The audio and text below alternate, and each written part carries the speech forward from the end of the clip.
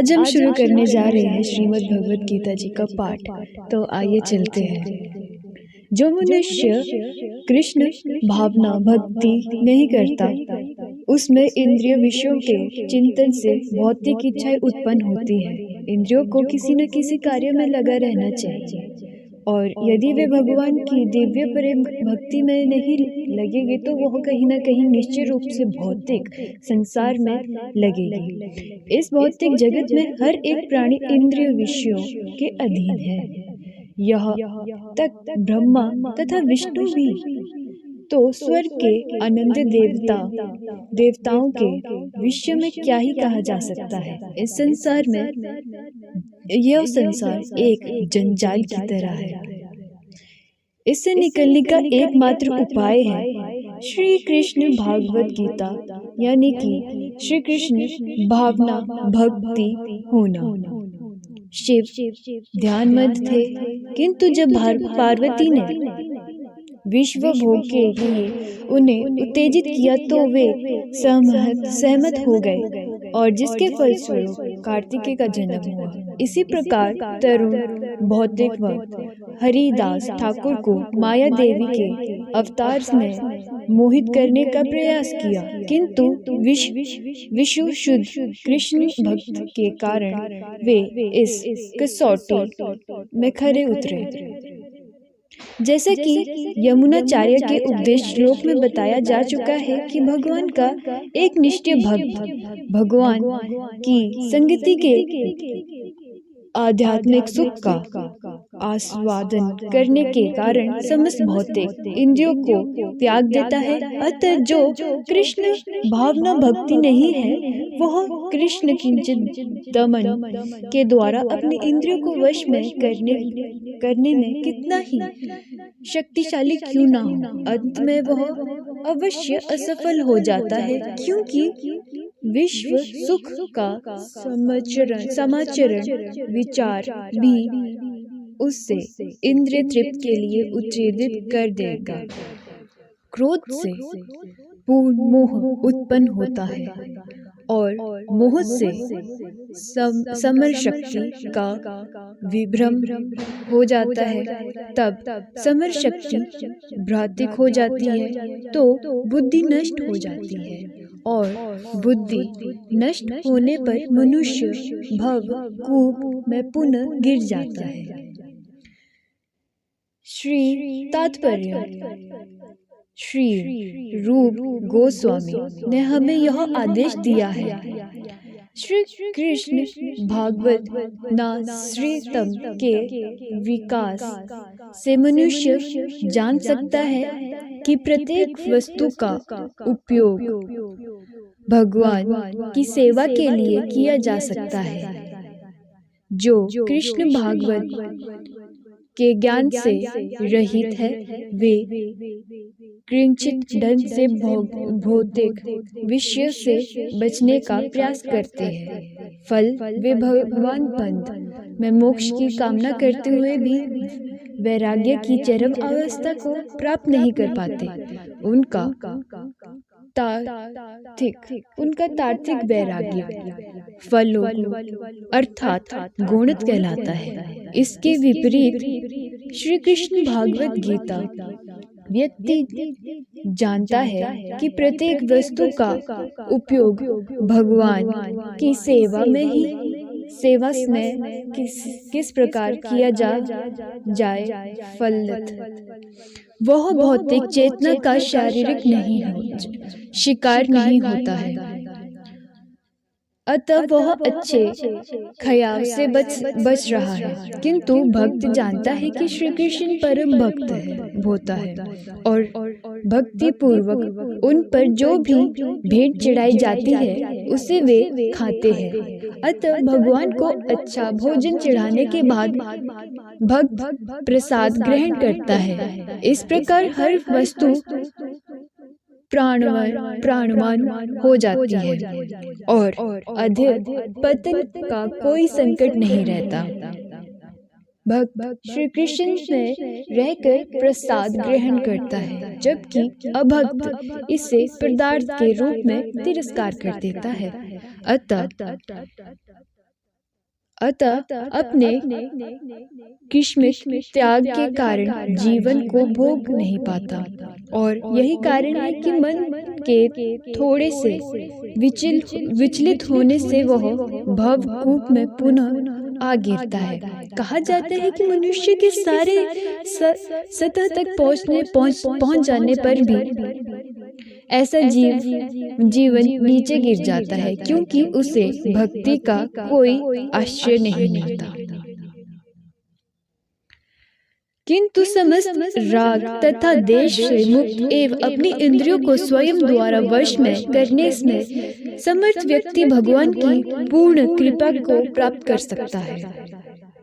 तात्पर्य यह पहले भी बता चुका है कि कृष्ण विधि से इंद्रियों का भ्रम सुख में नियंत्रण किया जा सकता है, किंतु जब तक इंद्रियां भगवान की दिव्य सेवा में नहीं लगाई जाती तब तक नीचे से गिरने की संभावना बनी रहती है। यद्यपि पूर्णतः कृष्ण भगवान भौतिक व्यक्ति रूप से विशेषत पर क्यों न देखे, किंतु कृष्ण भावना भक्ति होने से वह विश्व कर्म में आसक्त नहीं होता। उसका एकमात्र उद्देश्य तो कृष्ण को प्रसन्न करना रहता है, अन्य कुछ नहीं। अतः वह समस्त आसक्ति तथा विरजित से मुक्त हो जाता है। कृष्ण की इच्छा होने पर भक्त सामान्यतः अवांछित कार्य भी कर सकता है, किंतु यदि कृष्ण की इच्छा नहीं है तो वह उस कार्य को भी नहीं कर सकेगा। जैसे वह समान रूप से अपने लिए करता हो, अतः कर्म करना या ना करना उसके वश में रहता है, क्योंकि वह केवल कृष्ण के निर्देशक के अनुसार ही कार्य करता है। यही चेतना भगवान की अहेतु की कृपा है, जिसकी प्राप्ति भक्त को इंद्रियों में आसक्त होते हुए भी हो सकती है। जो भगवान श्री कृष्ण भागवत नामृत में परमेश्वर से संबंधित नहीं है, उसकी ना तो बुद्धि दिव्य होती है और ना ही मन स्थिर होता है, जिसके बिना शांति की कोई संभावना नहीं है। शांति के बिना सुख भी कैसे हो सकता है। तात्पर्य कृष्ण भावना भक्ति हुए बिना शांति की कोई संभावना नहीं हो सकती। अतः 5वें अध्याय में इसकी पुष्टि की गई है कि जब मनुष्य यह समझ लेता है कि श्री कृष्ण ही ज्ञान तथा तपस्या के उत्तम फलों के एकमात्र भोक्ता है और समस्त ब्रह्मांड के स्वामी है तथा वे समस्त जीव के असली मित्र है, तभी उसे वास्तविक शक्ति मिलती है। अतः यदि कोई कृष्ण भावना भक्ति नहीं है तो उसके मन का कोई अनियमित लक्ष्य ही नहीं हो सकता। मन की चंचलता का एकमात्र कारण अनियमित लक्ष्य का अभाव है। जब मनुष्य को यह पता चल जाता है कि श्री कृष्ण ही भोक्ता है, स्वामी तथा सबके मित्र है, तो स्थिर चरित्र होकर शांति का अनुभव किया जा सकता है। आवेग जो कृष्ण से संबंधित न रहकर कार्य में लगा रहता है, वह निश्चय ही सदा सुखी और शांत रहेगा। भले ही वह जीवन में शांति तथा आध्यात्मिक उत्प्रेरणा का कितना ही दिखावा क्यों न करे। श्री कृष्ण भागवत निम्रत स्वयं प्रकट होने वाली शांति में अवस्था है, जिसकी प्राप्ति श्री कृष्ण के संबंध से हो सकती है। जिस प्रकार पानी में तैरती नाव को प्रचंड वायु दूर भगा ले जाती है, उसी प्रकार विचरणशील इंद्रियों में से कोई एक जिस पर मन निरंतर लगा रहता है, मनुष्य की बुद्धि को हर लेती है। तात्पर्य यदि समस्त इंद्रियां भगवान की सेवा में न लगाई रहे, तो यदि इनमें से एक भी अपनी तृतीय में लगी रहती है तो वह भक्त को दिव्य प्रकृति पथ से विपरीत कर सकती है। जैसे कि महाराज अम्बरीषण के जीव में बताया गया है, समस्त इंद्रियों को श्री कृष्ण भागवत में लगा रहना चाहिए, क्योंकि मन को वश में करने की एक ही एवं सरल विधि यही है।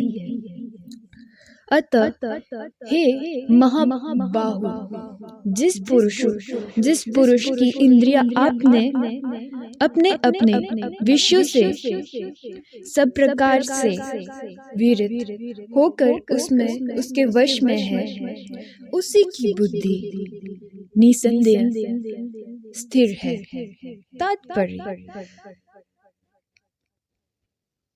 तात्पर्य कृष्ण भावनामृत के द्वारा यहाँ सारी इंद्रियों को भगवान की दिव्य प्रेमा भक्ति में लगाकर इंद्रिय तृप्ति की बलवती शक्तियों को दमित किया जा सकता है। जिस प्रकार शत्रु का दमन श्रेष्ठ सेना द्वारा किया जाता है, उसी प्रकार इंद्रियों का दमन किसी मानवीय प्रयास के द्वारा नहीं, अपितु उन्हें भगवान की सेवा में लगाए रखकर किया जा सकता है। जो व्यक्ति यह हृदय मन कर लेता है कि श्री कृष्ण के द्वारा बुद्धि स्थिर होती है और इस काल का अभय प्राथमिक गुरु के पद प्रदर्शन करता है, वह सदा अथवा मोक्ष का अधिकारी कहलाता है। जो सब जीवों के लिए रात्रि है और आत्म समय के जागने का समय है, और जो समस्त जीव के जागने का समय है, वह आत्मनिरीक्षण मुनि के लिए रात्रि है। तात्पर्य बुद्धिमान मनुष्य की दो श्रेणियां हैं। एक श्रेणी के मनुष्य इंद्रिय तृप्ति के लिए भौतिक कार्य करने में निपुण होता है, और दूसरी श्रेणी कि मनुष्य आत्मनिरीक्षक है, जो आत्म सारक्षक के अनुकूल के लिए जगते हैं। विचारवान पुरुषों या आत्मनिरीक्षण मुनि के कार्य भौतिकता में लीन पुरुषों के लिए रात्रि का सम्मान है। भौतिकवादी व्यक्ति के ऐसे रात्रि में अभिज्ञता के कारण आत्म संरक्षण के प्रति सहायता है। आत्मनिरीक्षण मुनि भौतिकवादी पुरुषों की रात्रि में जगते रहते हैं। मुनि को आध्यात्मिक अनुशील की कर्मील उच्चैन में द्वितीय आनंद का अनुभव होता है, किंतु भौतिक कार्यों में लगाए व्यक्ति आत्म संरक्षण के प्रति सहयोग करके रहकर अनेक प्रकार के इंद्रियों को संपन्न देखता है, और उसी सुतावस्था में भी सुख तो कभी दुख का अनुभव करता है। आत्मनिरीक्षण मनुष्य भौतिक सुख तथा दुख के प्रतीक अन्य मस्तिष्क रहता है। वह भौतिक घातों से अविचलित रहकर आत्मा संरक्षण के कार्यों में लगा रहता है। जो पुरुष समुद्र में निरंतर प्रवेश करती रहने वाली नदियों के सामने इच्छाओं के निरंतर प्रभाव से विचलित नहीं होता और जो सदैव स्थिर रहता है, वही शांति प्राप्त कर सकता है। वह नहीं जो ऐसी इच्छाओं को तुच्छ करने की चेष्टा करता है। तात्पर्य यद्यपि विशाल सागर में सदैव जल रहता है, किंतु वर्षा ऋतु में विशेषतः यह अधिकारिक जल से भरा जाता है, तो भी सागर उतने पर ही स्थिर रहता है। ना तो वह विषुबुद्ध होता है और ना ही तट की सीमाओं का उल्लंघन करता है।